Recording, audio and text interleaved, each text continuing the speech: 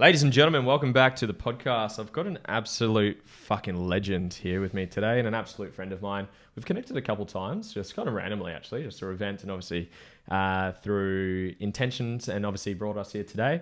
I'm just going to go straight into his bio. He helps men unlock their potential, discover their purpose, and achieve high performance. He runs a program or a method called the Inspired Man, which we're going to rip into today. Strength, mindset, and growth. Ryan, brother, thank you for joining me today. Man, thank you so much for having me. I appreciate it. It's a long time coming.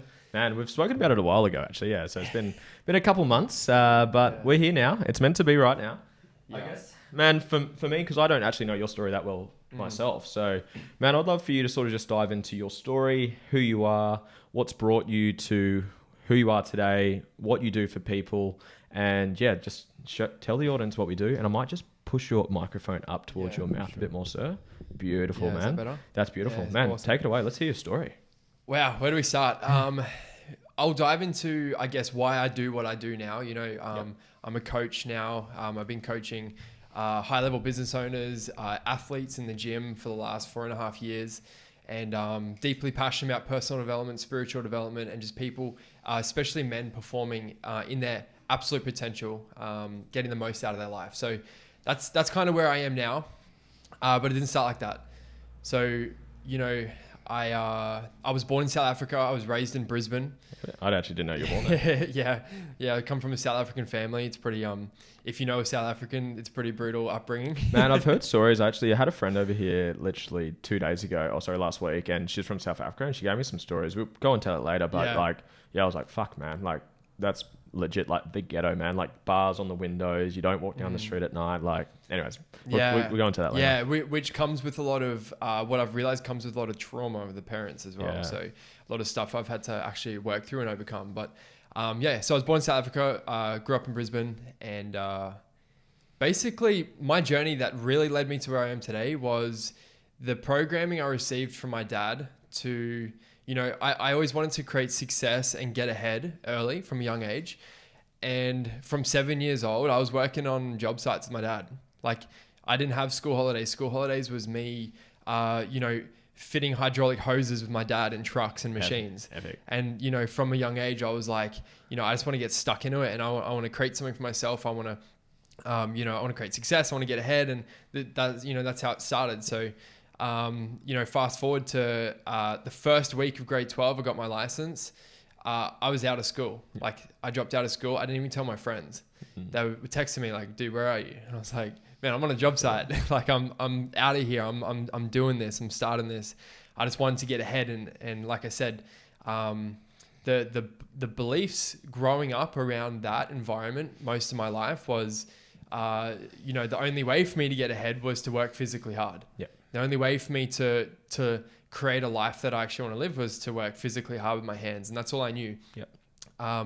That's exactly what I did. As soon as I got my license, I was out of there. And I was working on a job site at 17 years old for $7.80 an hour. Epic. Yeah. And I was like, I came into it thinking I was going to be building houses and doing all this cool shit, like, you know, firing guns and like doing all this cool stuff. And I was digging holes in this 40-degree heat. Driving sometimes 2 hours a day to work. Like, where were you working? Sorry. So I was living in Brisbane, and some of the jobs we're doing on the Gold Coast here. Cool. Yeah. So sometimes it's 2 hours, and it was pretty brutal, man.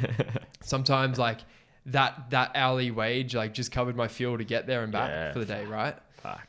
And so you know, that's the path I went down. I became a tradie. That's all I ever knew. Like, I failed all through school. The teachers only told me like, hey, like, you like, just go and work with your hands. Like, it's probably best because it's crazy the beliefs we pick up through school and like teachers like that. Like, I know you're good friends with Morgan. Morgan's got a similar story. Just like they literally give you, and it's probably unconscious, but it's like, man, those beliefs can show up 20 years later. And like, anyways, but keep going, man. Keep going with your story. Man, I'm still working through those beliefs. You know, of not being smart enough, not feeling like, who am I to be coaching a business owner? Like, you know, it still shows up today, but through all this work, and this is why this work's so important, is to be able to break through all that bullshit that really actually holds people back from living an inspired life. So yeah, man, I became a tradie. I thought it was the coolest thing ever. Man, I was. Did you have a ute? What was that? Did you have a ute? I did have a ute. Epic. Yeah, I had the trailer. I had the whole Epic. thing. Yeah. Epic.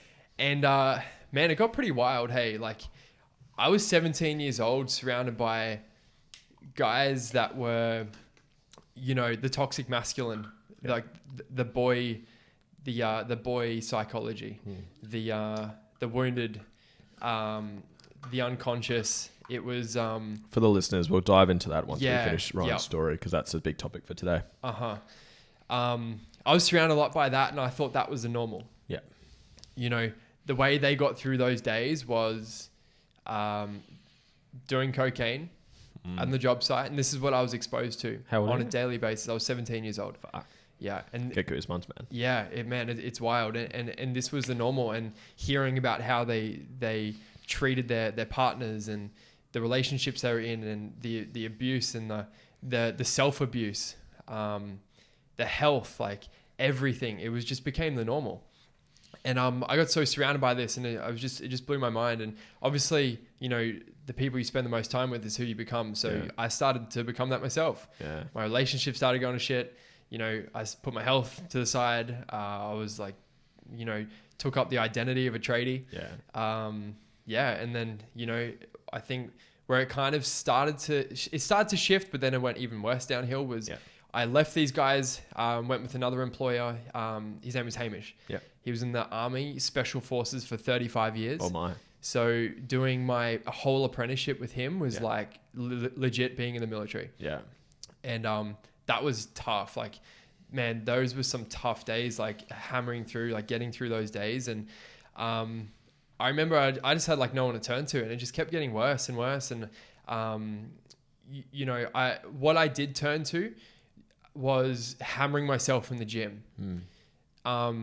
I was abusing myself in the gym because, you know, I was working so hard on the job site. I was surrounded by, you know, all this whole toxic environment, and it just, kept spiraling down. And eventually it got to the point where, you know, I broke up with my long-term girlfriend that I was with at the time through high school and stuff. And I got super depressed. Yeah. And I remember multiple times thinking about, you know, it'd be easier to take my life and less painful to leave than it would be to stay here.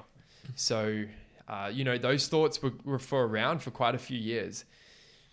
And, you know, through that time of me hammering myself in the gym, and like that was my escape, was getting in the gym and just absolutely crushing myself. And which is actually really quite sad because, you know, I've been in the fitness industry for almost 5 years now, and I see it every day in the gym. People training for all the wrong reasons. And I see a lot of myself in that. So it's that's a big topic to dive into as well. So yeah, you know, I got to that point, and where it started to really change for me was one of my coaches at the time, because I always had coaches to help me push myself even harder in the gym. And one of my coaches gave me an audiobook to listen to, which is Tony Robbins. Epic. Yeah. Cool. The snowball begins. Yes. Yeah. So, you know, I went through all of that, from the tradie to becoming depressed to the drinking, the spending all of my money. You know, I started listening to Tony Robbins. I was like, cool, like, you know, I can actually really make something of this being a tradie. You know, I don't have to work on the tools all the time. So, so I started working for a development company where I was actually managing job sites. Cool. Multi-million dollar residential homes. And at 21 years old, that stress was wild. Epic. We are back for part 2 with Mr. Ryan. You're saying just gone through, I guess, the tradie environment. You've got into, I guess, more of. Did you get onto Tony Robbins through that new guy, the military kind of minded guy? Or no. How did you get into the Tony Robbins part? Yeah. So where my personal development journey started. So this was about 7 years ago. Yeah. About 6 years ago, actually. And one of my coaches at the time, I just started CrossFit. Yeah, I got into CrossFit, and I was like, how can I hammer myself even more in the gym? I'm not pushing myself hard enough. So I went to CrossFit, and I had this, he was probably one of my first ever mentors. And he referred me to listen to this audiobook from Tony Robbins. And do you know what the audiobook was?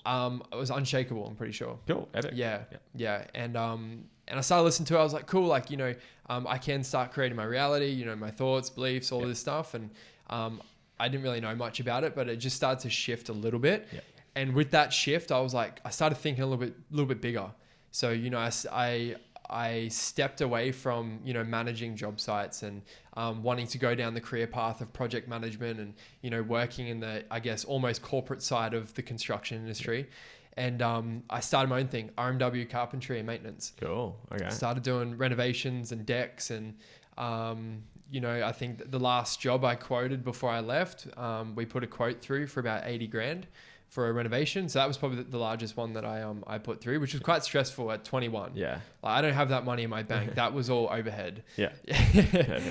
And man, it just got to a point where I was like I remember I was doing all these jobs and everyone around me was like, wow, like you're doing some really cool things. Like you should be so proud of yourself. Like, man, like you're living like such an inspiring life. Like I wish like I was doing that. I wish I left school early like you. And I was like, what are you talking about? Like, this sucks. Yeah. I hate this. And I would drive past a cafe and I would see guys my age, like at the cafe, like working on their laptops or, people living that laptop lifestyle. And, I just never even thought that was something that was possible for me. And I was like, man, one day that's going to be me. Like one day I'm going to be someone that's, I'm not hammering my body every single day on the job site. And, I'm going to be able to live a life like that. And, this kept building up and it just kept getting, to the absolute breaking point. And sometimes it takes for you to remove yourself from your environment to really get a bird's eye view of what your life actually is at the moment. That's true. And that's what happened. We went on a family holiday to Thailand and I just finished this big job. I did actually my biggest week in my business, my carpentry business. I made $15,000 in 1 week as a carpenter, really which was pretty cool. Yeah. And I was like, is that it? Like there's so much, it was 15K, but there was, the stress, the worry, the what could go wrong, the everything. I was like, this isn't it. We went on a holiday and I was able to remove myself from my environment and really actually take a bird's eye view of what my life is. And I hated every bit of it. And on this holiday, I made the decision that when we get back, I'm closing up, like I'm putting my trailer in the shed and I'm walking away from this career that I'm building in the construction industry. And it's exactly what I did. My trailer still sits in the garage today at Dad's house. Epic. He won't let me sell it just in case. Just in case. Backup plan, right? Yeah.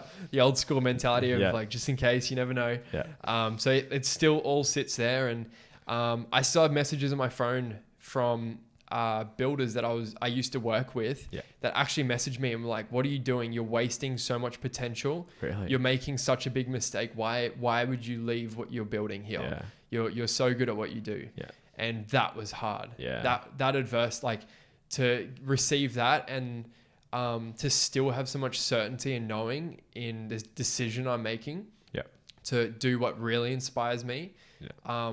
That was tough. Yeah. How did you do it, man? You like something, I know we're not quite finished the story yet, but something that just shows up is definitely mindset. I know that's such a broad answer, but you keep like saying like you hated that job. It's not what you're inspired to do, but you're actually taking action upon it. But because most people don't, right? They just put up with a lukewarm or a shit job for 50 years because that's what you're meant to do. And they've probably got people just like what you've had telling you like you're an idiot. What are you doing, man? You've got all this potential. You're not going to make it. Whatever you were told. Even your dad telling you the backup plan, like keeping the trailer there. And like I know I've experienced it from myself, but I'd love to know, I guess, where did this, focus or this determination, grit comes to mind, just the mindset piece of you. Was that always in you? Does that come from South Africa? Does that come from dad? Like you seem to be someone who just takes action, even if you don't know the pathway yet, even if you don't know what you're doing yet, but you're willing to do it. Like we mentioned before we jumped on this podcast, you've just stopped your PT business. You're going all in on your coaching business, which is awesome. But it seems like that's been a trait for you for a long time. So this has happened since you're like 17, or even younger. So yeah, where does that sort of come from for you, man? How would you coach that to someone? Yeah, for sure. For me, it comes from a burning desire to not settle for anything less than living my ideal life, an inspired life that, where I wake up every single day and I'm just truly so excited to spring out of bed. It's the drive and the fire to live that out, because I know that's possible. Yeah. And I live that now every single day, which is really, really cool. Beautiful, man. I guess a lot of that does come from my dad as well. He came from Africa. He came from Rhodesia in Africa, and living on a farm, which is, if you know much about Africa or South Africa, living on a farm is very, very brutal there. Yeah. Very, very dangerous as well. So from him to go from there and come to Australia with only $10,000 in his bank account and two kids and a partner, and go all in and come here and then build a multi-million dollar business for himself. What was his business? Hydraulics. Cool. So he worked so hydraulic hoses on trucks and machines and stuff. Yeah. Very, very dirty work. Like, I could have taken over the business, the company, but not what I wanted to do. Not inspired to do that. No. Yeah, I thought carpentry was a bit cleaner. Yeah, cool. Yeah, so I think his unwavering self-belief and certainty and his ability to, what he had done had really inspired me to, never settle for anything less than what I truly want. Beautiful. So I think a lot of that fire comes from that, for sure. I got a side question, but similar to it, is even when that CrossFit guy gave you the Tony Robbins CD or the audio book or whatever it was, why were you open to coaching? Because that's something I find is quite hard, especially in the masculine, and I'm obviously generalizing. Obviously there are feminine, and everyone fits into the same category at some point, but most people aren't open to it. How much content do we put out, you and me alone, versus the millions of coaches and self-development gurus and podcasts and books there are? Like, there's books all around us in this office, but like, so many people just don't even have the desire that you have. But even if they're given it from someone, hey, you should check this out, hey, I've got a book, I highly recommend it, they're not even open to it. They know better, or that's just bullshit, it's a seminar, it's a scam, or whatever it may be. How come you were open to it? And what would you say to people to help people be more open to self-development, to coaching, to mentorship, to guidance from other people? Yeah, I think it comes down to two things. The first one is I've seen the other side of it. When you're trading? Yeah, when I was a tradie. Yeah. I've seen the absolute other side of it, of, the closed mindset and where that gets people in life as well. And I think I always kind of... Great answer, man. I always knew that, I'm going to take advice from someone that I would actually want to trade positions with. Yeah. That's actually living the life that I want to live. Listen to that line again, guys. Yeah. That was a great line. And then the second thing would be environment. I started, even though I was around people like that on the job site, I still actually had a friend group where they were actually really doing epic things. Like, I had a mate that was building an app at 18 years old. That's cool, man. With, multi-millionaire investors and stuff like that. So I saw the other side of like, whoa, like, that's possible. These guys are living this life. Yeah. I guess I just developed a bit of an open mindset around that. But environment would be the second thing, getting around the right people. And that's been an absolute catalyst to my growth and to where I am now and to where I know I'm going. And you know how important that is as well. I know that you know that is your environment and your network. Yeah. Powerful, bro. Yeah. Let's continue the story. So let's, just for time, because I wanted to, there's about 10 topics I would love to dive in. We might have to do part 2. So, how did you get into the, I guess, more of the coaching space? So I know you've just come from the fitness industry, you kind of just literally transitioned out last week from it. Yep. I guess your journey into the coaching business. So you're in the tradie world, you're in CrossFit, you've got into self-development, you've made 15K in a week with your tradie business, you're having people telling you what the fuck you're doing, you should keep doing this, you're throwing away a great opportunity.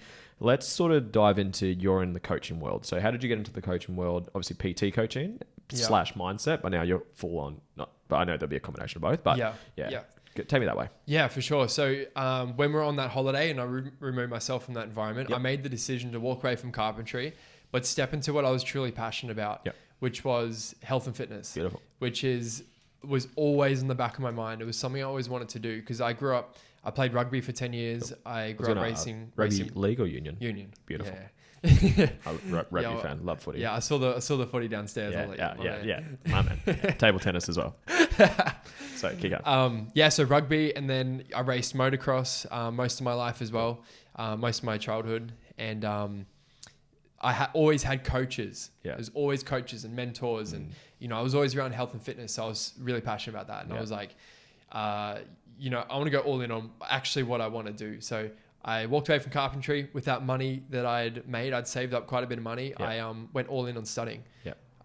Did my certs, understood that certs are absolutely nothing here.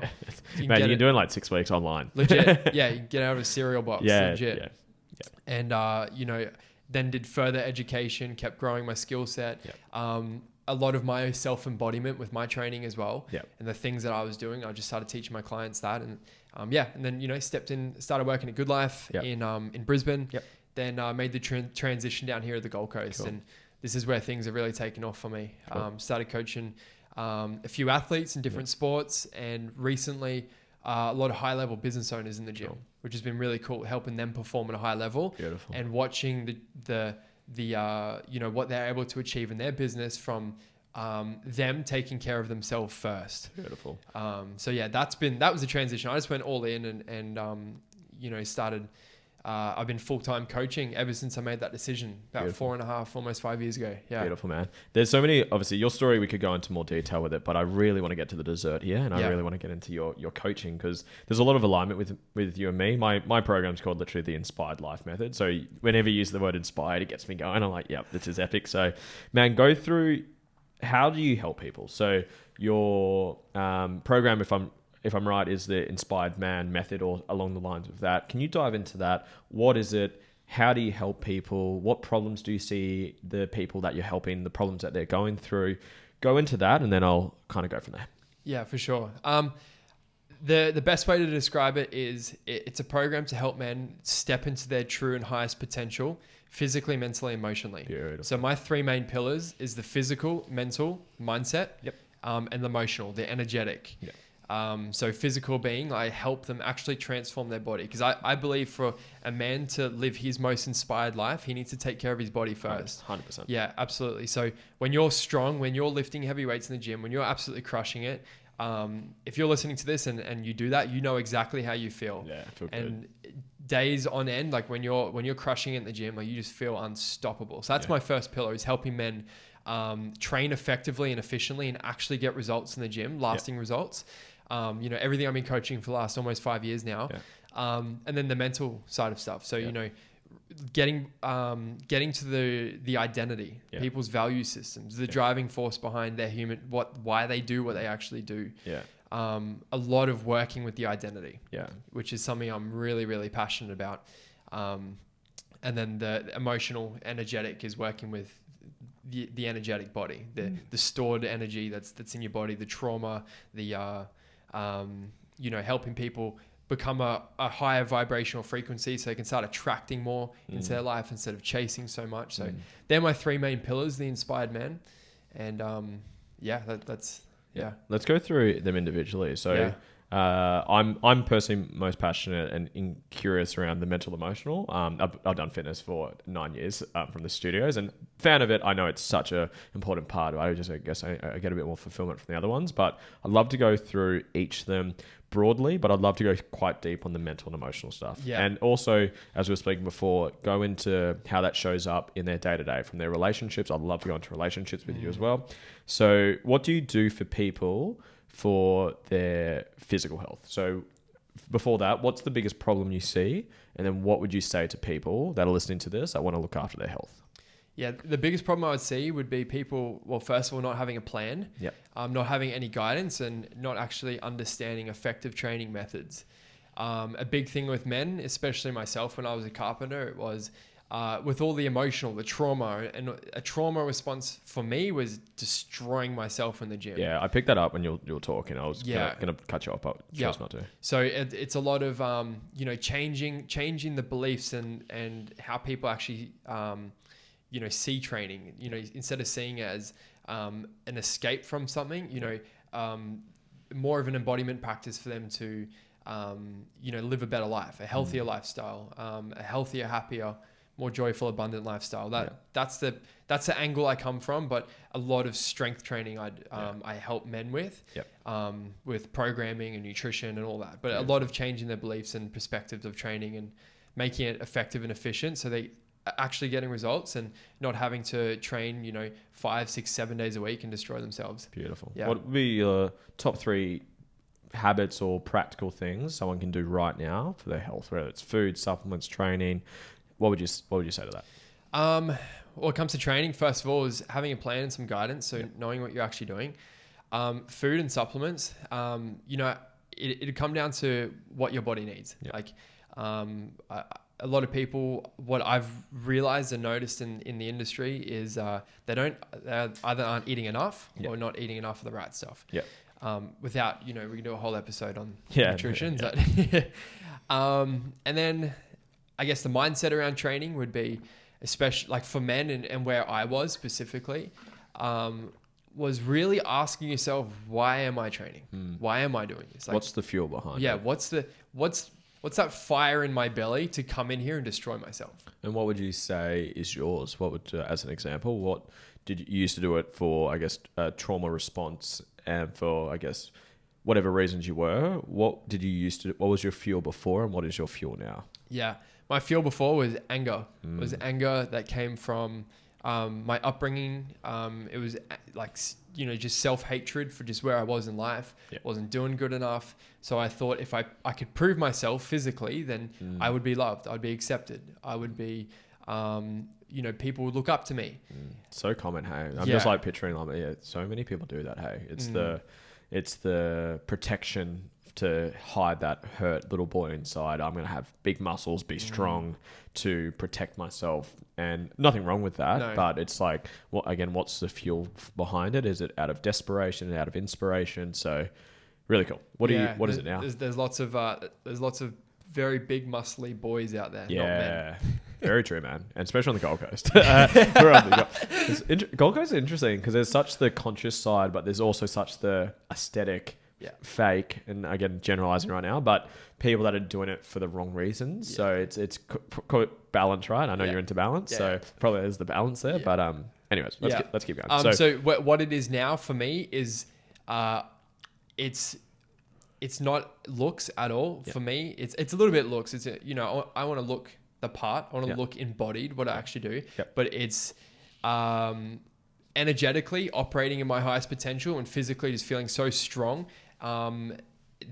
With that comes a lot of self-belief, a lot of trust, and a lot of self-confidence, which is massive. So for me, that's why I train for those reasons now. It's not. Love it, brother. Let's go mental. So mental, what do you do for people mentally? Well, let's go the other way again. So what's the biggest problems that you see people mentally, or the men that you work with mentally? And then what do you do for them? Biggest problems would be they don't know who they are. So with the identity, I'll get into that. They don't know what they value most, and they don't live to that. And you know how important that is with... Number one. Yeah. Or they do know what their values are, they don't know how to live to them. Yeah. And when you're not living to your highest values, then you're uninspired, unmotivated. Self-worth is shit. You beat yourself up. You're depressed. Etc. So what I really think it means to live, and what I know it means to live an inspired life, is living to your highest values in every single area, every single day of your life. Give us a quick rundown on values. Very quick. I know that's a huge... you and me could talk about that for 2 hours. So legit. Do values. What's values for the person listening? So... values is a basic belief structure that you've created throughout your life of the things that you value the most. And it's derived from the things that you didn't have. So from the voids, for example, me through school, I failed through school. I was told, I'm only good physically. Don't even use your brain. It's not good enough. So that was a big void I had. Now my highest value is growth and personal development and reading and now speaking. I'm doing speaking engagements now, which is really cool. Man. I've spoken in front of hundreds of people. That's pretty cool, man. And so my void has now become my highest value. So that's kind of how your values can develop. And your highest value is like when you're conscious of it, it's like a heat-seeking missile. You see it everywhere. And that's why I think it's really important to discover them. But like we could do a whole It's so awesome, man, because I do values. It's the first, I always start with values, and we do purpose, we do all the other stuff. But it's so awesome hearing someone who's so aligned with me share it, because I never really get to. Besides DeMartini, where I've done a lot of my education through. So it's and man, spot on. Yeah, like, 100% agree with it. So people don't understand who they are, their identity, their values. Is what else do you see mentally with people as problems, I should say? Yeah, belief structures. Yeah, so they're the limiting beliefs that they hold about themselves, and the amount of self-belief that they have within them actually being able to achieve the things they want to do. They don't even think it's possible. That's where environment comes in. When you start getting around people that are doing those things, things start to shift. Your belief structure, the language that those people in the environment speaking about. So that's a big problem, is the belief systems and self-belief. Yeah. Beautiful. And then what do you kind of answered a little bit as you weren't, but what would you do for those people? Or what would you say to people that are listening to this? They're like, fuck, I struggle. I don't know who I am. I've got all this shit self-talk. I don't believe in myself. What would you say to them? Or do you to get the ball rolling? For sure. So two things. The first thing, when you don't feel like, or like you don't know who you truly are, to start with, identity is not who you are. Your identity is who you have been in the past. Great distinction. Yeah. So it's not who you are. So the identity that you have today is based off your past experiences that you've had. Okay. So for example, if someone says, and it's based off belief, this is how powerful belief is, right? You could be, at 8 years old, you made a joke and someone laughed. And someone says, wow, you're really funny. And then you create this belief that, wow, I'm funny. Yeah. And that experience of someone saying that and you being funny created this identity of I'm now funny. And then throughout your life, you start to see all the synchronicities and you develop this identity of someone who's really funny. That's an example of the identity. So it's not, your identity is not who you are, it's who you have been in the past that's created your identity. So that's the first thing with the identity, because the next thing comes values. Yeah. So discovering your highest values, the things that you value the absolute most in your life, and living to them each day. And when you start doing that, your identity will really start to shift around the things that you truly are inspired and passionate about. Yeah. And just so the first part, that it's possible, you can actually shift your identity. Yeah. And then the second part is understanding the going to work and developing and discovering what lights you up, and then shifting your identity around that, because your identity is actually revolved around your values. Yeah. But most people, 99% of people, are unconscious of that. And they live into other people's values. Yes.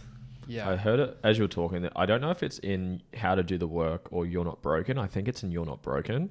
It's a belief is a repeated thought grounded in a lived experience. So someone's told you something or you thought something and you've had the experience of someone telling you're funny, and then that reinforces that you're funny. So just a little takeaway that came to mind as you were talking. Yeah. Can we go emotional now? That's probably, I think, the one I'm probably most unconscious about. So can you explain the emotional piece of what you do? So when it comes to the emotional, there's layers to this one. Yeah. It can go from legit just your energetic being, like how you feel, like the energy that you have, like on a day-to-day, in your day-to-day life. Because, that there's a lot behind that. Maybe it's because you're not living to your highest values. Maybe because it's not what you're most passionate about. Yeah, I'm literally writing down where does that, it's kind of like an equation. Like if your answer is your energy level, what are the factors that equal your energy level? Is it your food? Is it your values? Is it the people you're hanging around? Is it, is it doing practices like meditation, like breath work, like doing an ice bath? That will fucking change your energy. So it's, what things are in the equation to give you your energy level, if that makes sense? Yeah. So, there's your energy level. And then, with what I do, it's discovering what is behind that. Why are you lacking energy? Is it because you're not doing certain things? Is it because you're in a relationship that isn't serving you and is draining energy from you? Is it because you're not living to your highest values every single day? Is it because you have certain people in your life that are draining energy from you? Yeah. So that's the first part of energy that I look into, and then how we can elevate your energy. Yeah. For example, ice baths, breath work, consciousness, like all of that stuff. Yeah. Then the next level of the emotional and the energetic is going through and working with developing a higher level of consciousness and awareness. Yeah. This is something that I've gone deep in my personal spiritual development journey. Spiritual, probably the last 3 years, like I've really gone in on it. Yeah. And with that has come a lot of trauma healing. Yeah. Understanding that all the past traumas, and trauma could be someone, someone called you, I don't know if we can swear on here. Yeah.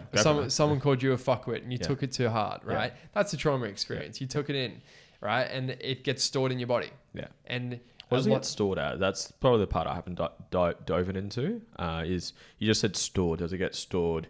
Because I know like Reiki healing, I've never gone down that rabbit hole yet. I'm going down the breath work. Obviously, we spoke about that the other day. Yeah. So, like, where does it get stored? Does it get stored in your body, in your muscles, in your chakras, energy centers, etc.? Where does it get stored? Yeah, look, I'm not the expert on this, but my understanding of it is like we are 99.9999% energy. Right, and the things we experience energetically manifest to the physical. Right. So when we have a trauma experience and we don't allow that, so energy just wants to move. Yeah. Okay. And when energy gets stuck, for example, if a running creek gets blocked off, it becomes stagnant and the water turns to shit and it goes all disgusting and murky and algae and stuff. Right. When it's flowing, it's clear. It can flow. So same between each energy center that we have, right? Our chakras. Okay. When that energy can't move freely, it gets stored in the body and it becomes stagnant, and then it manifests into physical trauma or pain, that unexplainable pain. Dr. Joe Dispenza talks about this. Big fan. People having miraculous experiences with healing, being able to walk, being able to see again. Crazy. Go down the Joe Dispenza rabbit hole, guys. He is becoming supernatural, how to breaking the habit of being yourself. There's one more that I cannot think of. His stuff is amazing. Check his shit out. So yeah, like that I've done a lot of Joe Dispenza. So yeah, like, a trauma experience with a big thing with men, because obviously I help a lot of men step in their potential. And with that comes the whole belief and stigma around men. If you cry, you're a pussy. Yeah. Don't express your emotion. I legit remember my dad saying to me, and this is not a bad thing to him, it's just how he's brought up. Don't be a little sook, like don't cry. What are you crying for? Like, like legit man up, tough up. And that's the creek being blocked off. That's a good analogy. I literally watched an Avatar Airbender. Are you thinking of that? I shared it on my story. There was like the creeks, and it's like I don't have the video on me, but it's I was picturing that as you were talking. So I'd suggest watching that. It's a very good experience explanation of it. But so then it gets stored in the body, wherever in the body. Without going too deep in it, like each different energy center represents a different part of our life. For example, the root chakra was in our pelvis, is grounding, which is blocked by fear. So when you're fearful, it manifests in those lower energy centers. And a lot of people live in their lower energy centers. And when you start to unlock them and start experiencing life through all of them and allowing that energy to move and be clear and free, you can actually access higher levels of consciousness and receive information from God, the universe, the ether, whatever we're going to call it. So that's what I mean by when it comes to energetic. There's so many layers to what I coach people through. But the first step is where are they right now in their energetic being? How do they feel now? And then we start to peel back the layers. What a conversation. That was beautiful. We haven't got much time because we haven't gone into relationships yet. And I really want to dive into that. I'd love to, get your view of, you mentioned it in your tradie experience, like the toxic masculine or the toxic man versus, you'd call it the inspired man, the conscious man, the embodied man. I know your partner does the conscious woman program. Can you explain the difference between the two, big picture? And then we'll kind of dive into, work that men or women that are listening to this, of how they can start to do some consciousness work, some inspired work, and move away from that old school toxic view of what a man is. Yeah, for sure. I guess the best and fastest way to explain this, because we don't have too much time, would be we have a boy and a man. The boy is the unconscious man and the man is the conscious man. And the boy is unaware of his behaviors, actions, beliefs, and he's very reactive. And he uses a lot of trauma response, by either very unconscious of his actions, drinking, partying, very much where I was when I was a carpenter, right? And I was seeking some sort of fulfillment by hammering myself in the gym. It's very unconscious. And in relationships, unconscious of how I show up, of, my attachment styles, my love languages, like all of this stuff, in relationships, like that's very unconscious. Yeah. The man, he knows himself. He's living on purpose every single day. He's inspired. He's taking care of every single area of his life. He's conscious of his language, his beliefs, what he's creating, how he shows up for his woman, how he treats his woman, being the embodied masculine. And a big thing as well is also understanding the polarity of the masculine and feminine energy as well. Can you dive into that quickly? We got a bit more time. We can add another 10 minutes on that. So this is too good to miss, man. So dive into that, the polarity quickly between those. Yeah. So the masculine, feminine energy, so there's the masculine and the feminine. So we all have it within us. Yeah. Okay. Whether you're male, female, masculine, feminine isn't gender based. It's just energy, and we all have it within us. And we have different masculine, feminine archetypes and how we express it. For a man, this is quite a controversial thing when people don't get it, when they're unconscious of it. For a man to be an embodied divine masculine man living his purpose and mission, an inspired man, I would call it, he's more in his masculine essence. Yeah. He's more in his masculine nature. And the masculine is the doing. It's the purpose driven. Yeah. It's the taking control. Yeah. Consciously. It's the guiding, right? For the feminine energy is more the flow, the creativity, the trusting, the surrendering. Yeah. Right? The embodied masculine man has embodied all of it. He can express his emotions and be creative. He can also be a freaking boss and crush it in his business and be on purpose on his mission and be a leader, but then he can embody the other side of it too. That's the embodiment of the polarity. Yeah. Then there's the polarity in relationships, right? So the best way to describe this is like if you have two magnets and you're trying to put both of the ends that don't go together to go together and it just doesn't work. Yeah. There's the positive and the negative. Yeah. So the polarity of masculine and feminine, masculine is positive, the feminine is negative. Negative not being bad or anything. It's just, it is what it is. Yeah. The up, down, the left, the right, the yin, the yang, the masculine, feminine, right? We need that balance and we need that polarity in everything. And it's in everything in life. It is life. Yeah. The masculine, the feminine. It's how some would even say this creation has come to be with the masculine and the feminine, creating what we see today. Wow, we can go deep on this. Yeah. So in relationships, understanding the polarity of the masculine and feminine is like the magnet that doesn't go together. When someone is more the masculine, someone's more in their feminine, you guys are conscious of it, it clicks together. Yeah. And it works. And a great way to understand this as well is there's a few books. Men Are From Mars, Women Are From Venus. I haven't read that. I've heard good things. I think it's on the bookshelf actually. I think Georgia got it. Yeah. Really great. He talks a lot about the polarity. Yeah. Really, really cool. Yeah. So understanding that. So the conscious divine masculine male understands and knows all this stuff. And he can shift between what he needs to. Like I know when my partner, when Nikki's more in her masculine and she's getting shit done and she's very good at it, that I need to either step up even more and be even more masculine, or I need to step back, just be in my feminine a little bit more, just be a little bit more in flow, just be there, supportive, and vice versa. She can go from being an absolute boss, so she's absolutely crushing it in business right now. She's super successful, and she can go from that to like a little floating fairy. Like she has that polarity. Beautiful. And because we understand those polarity and energy dynamics, it just works so well. Yeah. And there needs to be that. A good example of the polarity that that works is if you look at a gay couple or a lesbian couple, you can normally see which one's the man and which one's the female. Yeah.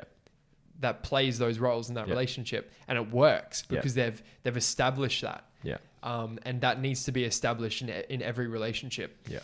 So when it comes down to the divine masculine compared to the boy's very unconscious of all of this. He has no idea. He doesn't know why his woman's coming home complaining. He doesn't know how to handle that. Can we dive into that? I just literally thought of that. So synchronicity, literally, I thought of it and you just literally brought it up. I was thinking, how can we give some practical advice to the messy stuff of relationships? Like when I filmed a quick video as you literally pulled up, I saw you pull up as I was filming it, and when the feminine is in her feminine flow, and I normally think of the ocean, like it can be very beautiful and calm, and it can be fucking messy, crashing waves, etc. So whenever I guess the feminine, we go into our each other's wounds as well, and again we both do this, masculine and feminine both do it. How does an embodied man, handle that versus the boy that you're referring to, the toxic man or the boy in a man's suit?